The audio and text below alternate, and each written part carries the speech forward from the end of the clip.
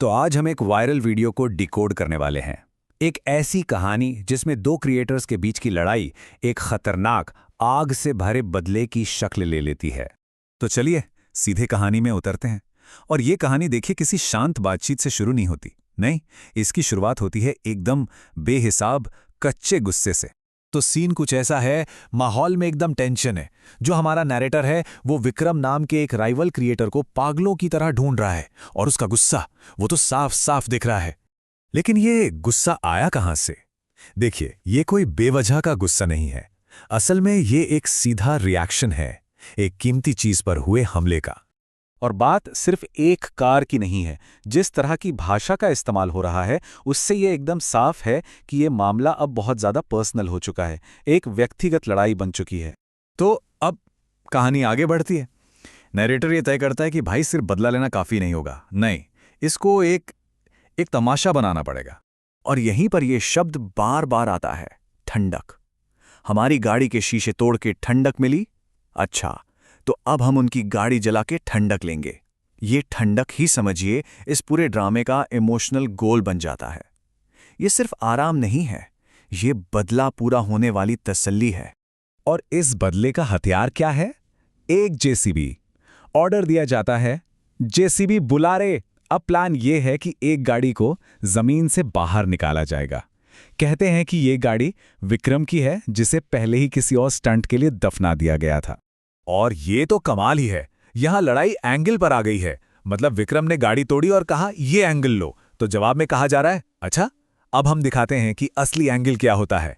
मतलब content creators की दुनिया में कैमरे का एंगल भी एक हथियार बन जाता है।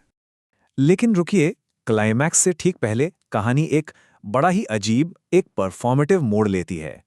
तो गाड़ी जमीन से बाहर आ चुकी है और तभी हमारा नैरेटर एक अजीब सी डिमांड करता है, गाड़ी को धोना है। अब ये धुलाई का मतलब क्या है? हिंदी स्लैंग में धुलाई करने का एक और मतलब होता है किसी की अच्छी खासी पिटाई करना। तो यहां एक डार्क ह्यूमर है। कार को जलाने से पहले उसकी एक सिंबॉलिक धुलाई हो रही है, एक तरह की पिटाई। तो पहले धोएंगे फिर जलाएंगे, मतलब एकदम साफ है। हर एक स्टेप, हर एक एक्शन सोचा समझा है, प्रतीकात्मक है और सबसे जरूरी, ये सब कुछ कैमरे के लिए हो रहा है। और अब हम पहुंचते हैं इस पूरी कहानी के क्लाइमैक्स पर, वो आग वाला पल। सब कुछ सेट है, गाड़ी अपनी जगह पर है और फिर कमांड आता है, आग लगाओ रे। और देखते ही देखते गाड़ी आग की लपटों में घिर जाती है। लेकिन यहां सबसे हैरान करने वाली चीज है नरेटर का रिएक्शन। सोचिए, चारों तरफ आग की गर्मी है और वो क्या कहता है, मनीष ठंडी ठंडी हवा चल रही है, फुल चिल्ड हवा आ रही है। ये है वो विरोधाभास, धधकती आग और महसूस हो रही है ठंडक। यही वो इनाम था जिसकी तलाश थी। आग की जो फिजिकल गर्मी है वो उसे वो इमोशनल ठंडक दे रही है, वो तसल्ली दे रही है जो उसे चाहिए थी। और फिर ये लाइन आती है, किसी के जलने की बू आ रही है, कोई जल रहा है। इससे ये बात और भी साफ हो जाती है कि ये बदला कितना पर्सनल है। वहां सिर्फ एक लोहे की गाड़ी नहीं जल रही, वो उसके दुश्मन का एक प्रतीक है जो जल रहा है। तो गाड़ी जलकर राख हो चुकी है। अब वक्त है नतीजे का जायजा लेने का। अब ठंडक मिल गई ना कलेजे को, हिसाब बराबर हुआ, बस मिशन को सक्सेसफुल घोषित कर दिया गया है। इस YouTube ड्रामे की दुनिया में समझिए, हिसाब बराबर हो गया है, बैलेंस वापस आ गया है।